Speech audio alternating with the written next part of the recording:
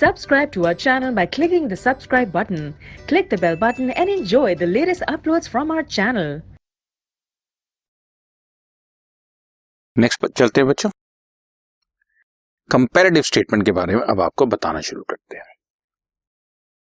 To estimate the future figures and to know the future trends, the past figures are projected to future as an image. छोटे से projector से इतनी सी चीज को हम लोग जब प्रोजेक्ट करते हैं वो तो 70 mm के पूरी स्क्रीन पर आपको मूवी नजर आती है। बिल्कुल उसी तरीके से हम लोग पास्ट की फिगर्स को जरा प्रोजेक्ट करके देखते हैं कि फ्यूचर में अब हम लोग ठीक जा रहे हैं या कोई गलत चल रहे हैं, हमारी स्ट्रेंथ क्या है, हम लोग कहां कहां पर वीक है। इस पर्पस के लिए हम लोग कंपैरिजन करके देखते हैं 2 सालों का या 3 सालों का या 4 सालों का, बट आपके सामने एज प्रैक्टिकल आपके सामने सिर्फ 2 ही ईयर्स का कंपैरिजन नजर आएगा।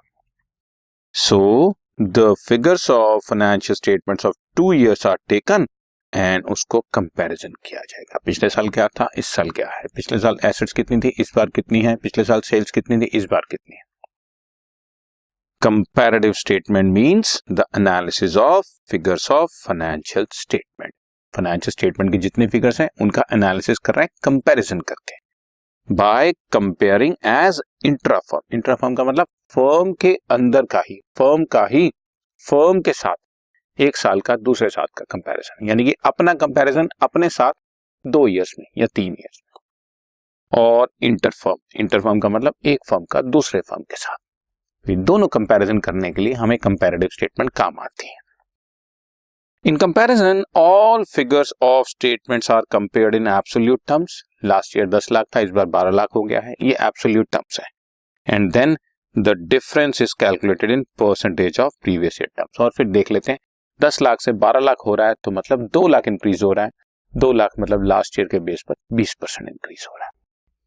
तो ये हमने यही चीज इंग्लिश में लिखी हुई है। इन दिस वे इसको कंपैरेटिव स्टेटमेंट बोलते हैं।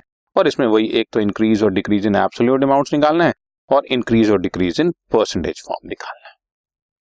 और कितने तरह के ऑब्जेक्टिव्स हो सकते हैं हमारे सामने वो भी आपको बताते हैं। ऑब्जेक्टिव्स या purposes of comparative financial statements. Comparative financial statements का मतलब comparative balance sheet and comparative P&L।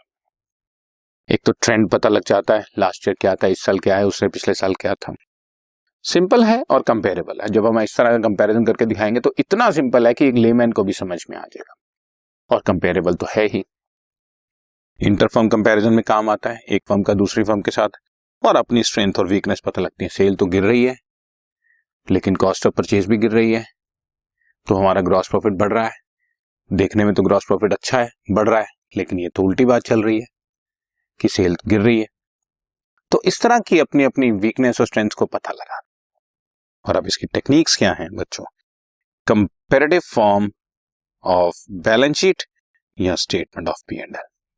और दूसरा काम करेंगे हम, कॉमन साइज स्टेटमेंट बनाएंगे ऑफ बैलेंस शीट या स्टेटमेंट ऑफ P&L। वो ठीक है, बैलेंस शीट को पोजीशन स्टेटमेंट भी कहते हैं, स्टेटमेंट ऑफ P&L को इनकम स्टेटमेंट भी कहते हैं। That you should know, but otherwise mainly बोलते तो बैलेंस शीट और स्टेटमेंट ऑफ P&L है।